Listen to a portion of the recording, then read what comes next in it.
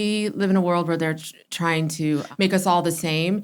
And that is the exact point where creators' voices are the most important, because we can't let that happen. And you have to be the hope and the light for the young kids. I have a teenage daughter, to embrace their individuality, to embrace their creativity, and see that there's other people thinking different ways, and it's celebrated. And the numbers don't lie. Your likes, your shares, no one can take that away. So as they try to tell us, like, oh no, this is the new norm, or we're going back and bringing it back to the norm, like you guys are proof every day that that's not the case. And that's what brings me hope. And I think that's what brings a lot of your followers and the people that engage with you hope. So now when they're telling us that is when you need to double down on what you do.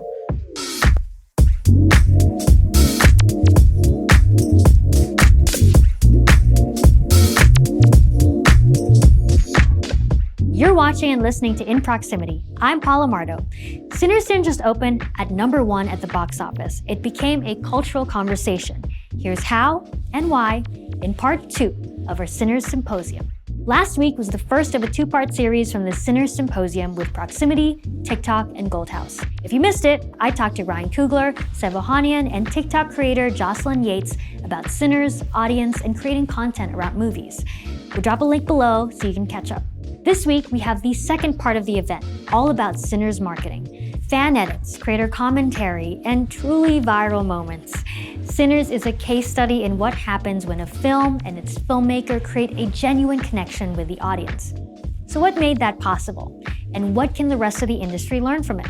Proximity Media's Chief Marketing and Operations Officer, Tara Potts, sits down with executives from Goldhouse, TikTok, and Warner Brothers to discuss. Tara Potts is a veteran executive who oversees marketing and operations at Proximity. Prior to joining the company full-time, she was a consultant on projects like Sinners, Ironheart, Eyes of Wakanda, and Hurricane Katrina: Race Against Time. She spent more than a decade at Warner Brothers, where she rose to EVP of Worldwide Marketing, leading campaigns for major films like Creed, Judas and the Black Messiah, Crazy Rich Asians, and more. On this panel, she's joined by Bing Chen, CEO and Executive Chairman of Goldhouse. He moderates the conversation. Don Yang, Global Head of Entertainment Partnerships at TikTok, and Cameron Curtis, Executive Vice President of Global Marketing at Warner Brothers. In this conversation, you'll hear the studio, production company, and social media platform perspectives on how to recognize a film's potential in becoming a cultural moment, what role creators played in Sinners' reach, and what filmmakers, studios, and even audiences can learn from Sinners' viral marketing campaign. Enjoy! I'm going to jump right into it. A lot is changing in the ecosystem for creativity. What does Sinners represent and enumerate that is most changing to sustain the next wave of creativity? And anybody can begin. Maybe Tara. Maybe not. I was like, Cameron.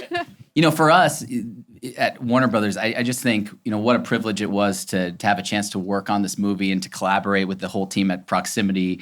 Our team, when you get a movie like Sinners, you can feel that it's going to move culture. And I think that's what's so rare and unique is that, especially from what we saw on TikTok, as people began to respond to the first trailer debut, they weren't just saying, I liked it. They were commenting on it. They were creating content around it. All the creators in this room, who we know so well, were participating in it. It wasn't a one-way conversation. So I think anytime you see from trailer launch to ticketing, that folks are participating in the conversation. It's not just a one-way marketing conversation. That's when you feel like you're working on something that's going to be big, that's going to be special. And it's wild to think that this movie came out a year ago, and here we are a year later, and it still feels so timely and so relevant and so powerful. And that's a real tribute to the creators in this room who continue to talk about it, to share about it. That's a tribute to the amazing film that's been created and all the layers of the film that are are so talk-worthy.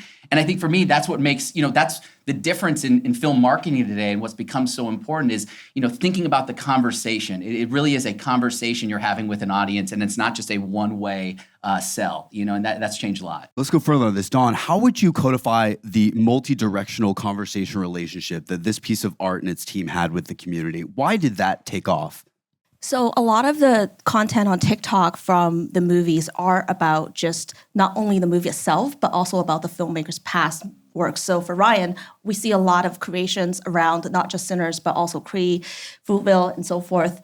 I'm going to drop some stats in terms of how much engagement it drove. Within the 4 months of the film's release, and this is probably me talking to Sav and Ryan, there's about 10.5 million creations that happened in that period of time, about 38 million searches on the movie itself. So people are actually searching for conversations and searching for the deep dive, searching for the historical context of the movie, searching for the meaning behind it, searching for all the scenes. So there's a deep variety of content that we see from our creators that bring diversity and bring that content, those conversations to the platform. Tara, what do you think? You've been on all sides of this. We were just talking earlier because we have such a long relationship and about Crazy Rich Asians and that trust that we had with each other immediately. And I think that same thing was similar with Warner Brothers because Cameron and I worked there for many years. So Cameron and I had a great relationship existing already. So it was just like trusting each other 100% to say, like, we don't have to manage this. We don't have to control the messaging. Like, let's really hand it over to the creators and the audience and not put too many guardrails around them. And that, especially when you're coming from a studio and there's a lot of rules around things and we're just, we're on the filmmaker side and we're just trying to make sure that the fans can do whatever they want to do. I think giving that trust to the creator community, I think you guys can feel it when you know that the studios are behind you because they give you more access. They create events like this because it shows you that you're valued, so you feel more free to be yourselves. And that comes, I think that was felt from the top or from the beginning of the campaign and the work. You all really get extra credit because it can be very stressful investing. We all know so many hours and so many resources in your own art, and then having to give really it away. Yeah. But I think we all know it. We're all just trying to get to the other side. Every creator wants a film. Every filmmaker wants creators, et cetera. And so it's just nice to be in each other's company on this. Tara, can you go deeper? What were your favorite ways that creators engaged, and how would you, especially with your marketing hat, templatize that so it's replicable in future projects? I think it can't be replicated, and I think right you don't. Answer. Yeah, and I think you don't want to replicate it. I think the most amazing thing about the campaign was that the film was very layered, and everyone took something away of how it meant to what it meant to you. And I think all of us, even as marketers, we all come to this with a very specific worldview, our own very specific experiences. So we're limited in how far things can go. And when you allow people from all over the world, from all different backgrounds and all different experiences, bring their point of view to the project, it's so amazing to see how they interpret things. Like we can see the same thing but different all the time, or there's things that I might have missed because I haven't had that experience. So what I love the most is I think it's like, even though we're all working off the same film, like we're letting each other into each other's worlds a little bit and how we see the world. And so that's why I just love what all the creators put out. And we look at it. Like we are constantly texting each other. They read comments. Yeah. Be nice. We live in the comments. No, no, the comments have been great on this film. But, we're laughing with everybody. We're crying with everybody. We're looking at some content and seeing where it goes and wondering like, oh, what would have driven that? Like what happened in their experience that got them to this piece of art? And it's very, again, I didn't make the film, I'm just market it, but it's really touching to see always. I hate to be sycophantic again, but this is one of those examples of we just came up with different eyes. We grew up in the age of the internet and social and so forth. Like MySpace is ancient to many of us, right? Yeah. And it's just a different way to go about it. And so kudos again to the Proximity team. I want to go down this thread of we all have different eyes and we all see art differently. Cameron, what I really respect about Warner Brothers repertoire, and I mean this sincerely, and I'd say this if your competitors are here, is your films feel each singular. They all feel different and special. How do you identify taste, and how do you transcend film, especially from just a piece of art to a piece of society-defining commentary, which this has become? Yeah, well, first and foremost, this is a real testament to Mike and Pam at Warner Brothers, who head up our studio and have done an amazing job at working with incredible filmmakers, and also working and choosing incredible stories that are original and unique. And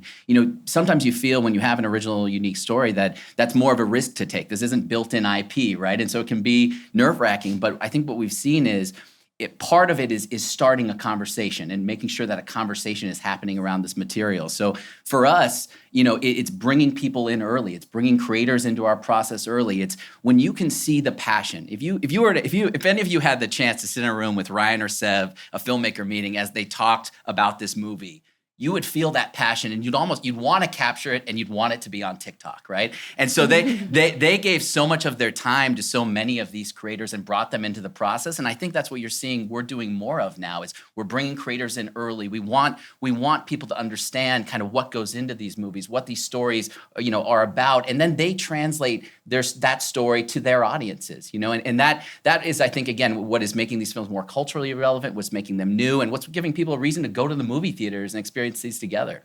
I want to talk about this translation. As we all know, marketing is half the battle, half the budget. And I remember at my alma mater, one of TikTok's competitors, that we learned that it's very red. It's yay. We love everybody.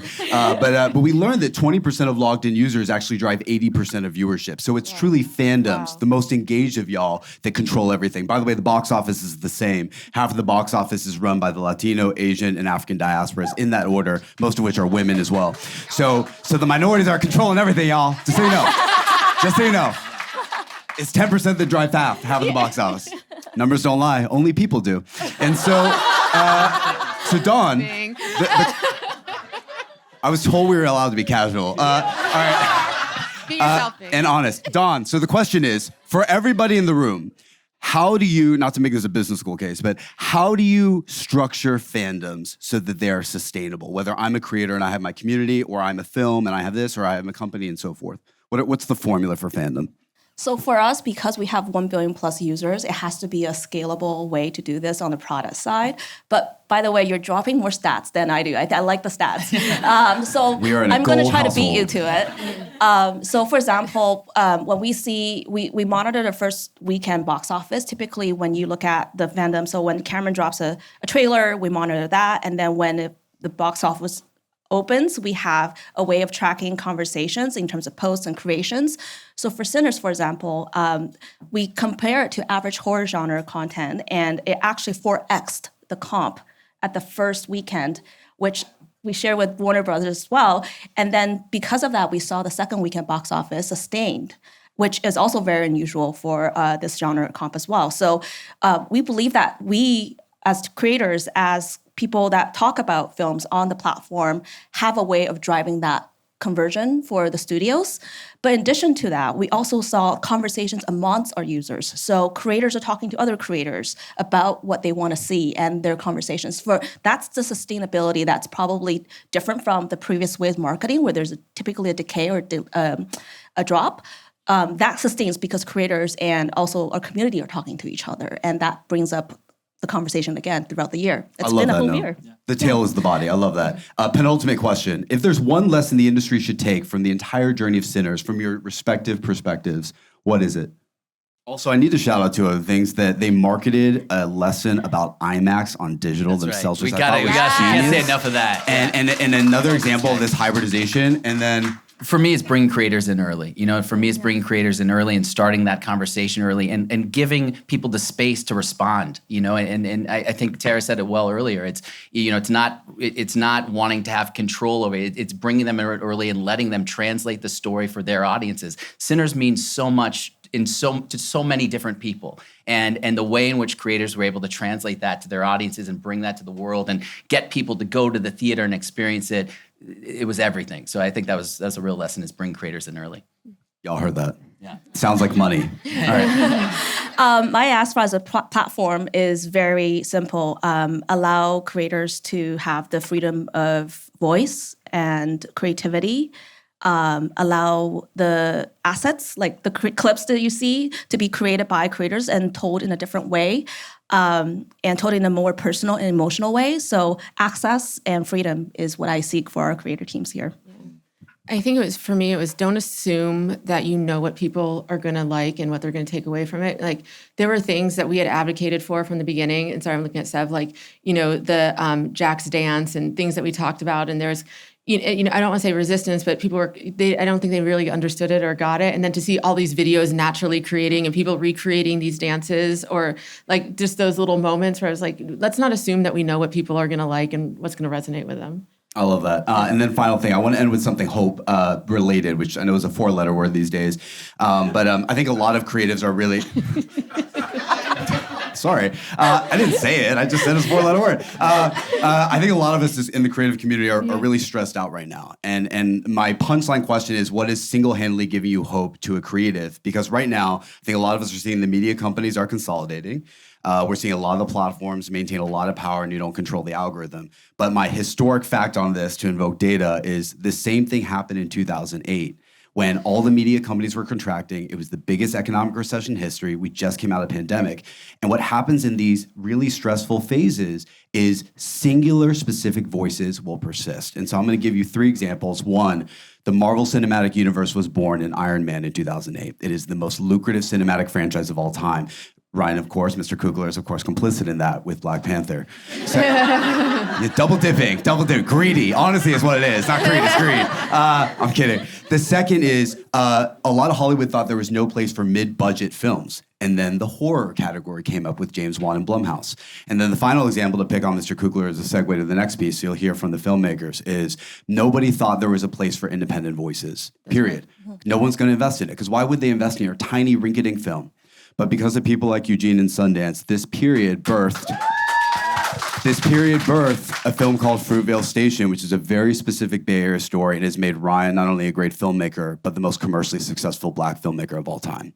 And this is in a decade. And so the question again is, it is easy to feel helpless and depressed, especially if you're in your bedroom, you're in your parents or whatever. My question is, no, I'm just being real.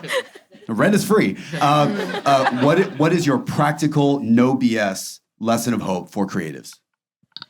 I mean, we're so aligned in this. Like, I love you so much, but we live in a world where they're trying to make us all the same, and that is the exact point where creators' voices are the most important, because we can't let that happen, and you have to be the hope and the light for the young kids. I have a teenage daughter, to embrace their individuality, to embrace their creativity, and see that there's other people thinking different ways, and it's celebrated. And the numbers don't lie. Your likes, your shares, no one can take that away. So as they try to tell us, like, oh no, this is the new norm, or we're going back and bringing it back to the norm, like you guys are proof every day that that's not the case. And that's what brings me hope. And I think that's what brings a lot of your followers and the people that engage with you hope. So now when they're telling us that is when you need to double down on what you do. Yeah. Done. I think for us, our recommendation is find your people, find your collaborators. I know that Ryan and Seth met at school as well. So find the people that understand you, sees your vision, and try to help you. And I know a lot of you are here in this room, so please talk to each other and really find your people that will support you along the way. Collaboration is hugely important. Very good. For me, it's the excitement and everything these creators do in this room to celebrate the theater-going experience, and there's, as different as we all are, the shared experience of watching a movie like Sinners in the movie theater is the most impactful, powerful thing, and the way in which you all relayed that to your audiences means the world. And so I get excited when I think about those opportunities, and I get excited for movie-going and the future of movies because of all of you. So, that's what gives me hope. Very good. Cameron, Dawn, Tara, thank y'all so much. In Proximity is a production of Proximity Media. The show is hosted, directed, and produced by Paola Mardo. Executive producers are Ryan Coogler, Zinzi Coogler, and Sev Ohanian. Theme song and additional music is by Ludwig Göransson. Patrick Epino is our co-director and director of photography. Ken Nana is our sound designer and mix engineer. Our editors are Patrick Epino, Ken Nana, and Ben Caloza. The production team includes Celine Mendiola, Joy Wu, and Alexandria Santana. Follow us on social media at Proximity Media. For transcripts and more information, head to proximitymedia.com.